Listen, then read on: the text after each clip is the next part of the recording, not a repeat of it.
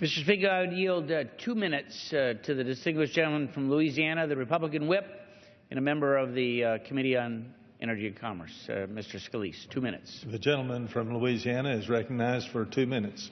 Thank you, Mr. Speaker, and I want to thank Chairman Upton for yielding and for his leadership, as well as Chairman of the Subcommittee Walden and the ranking members for bringing a good bipartisan bill to the floor that addresses some real problems and starts to lay some groundwork for important future discussions about the video marketplace. Let me first say, Mr. Speaker, that the STELA Reauthorization Act will give certainty and ensure that 1.5 million satellite customers across the country don't have to fear losing their signal at the end of this year, which would happen without passage of this legislation. So it's very important that immediately we get this resolved so that we don't create that uncertainty across the country. But also, Mr. Speaker, why this bill is important is it finally starts to implement some important and much-needed reforms to our video marketplace laws.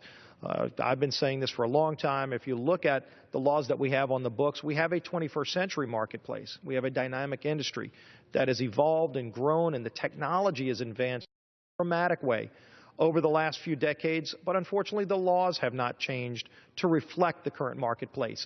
And we have started that conversation with a few of the provisions in this bill, and I was happy to work with the chairman, the ranking member, and others on some of those provisions. And we also talked about the need to have a deeper conversation about a Communications Act update next year in the new Congress. And I'll look forward to working with my colleagues on that as well. But in the meantime, it's important that we pass this bill and that we urge the Senate to move quickly as well to create that certainty for those customers all across the country that are counting on us to get this done.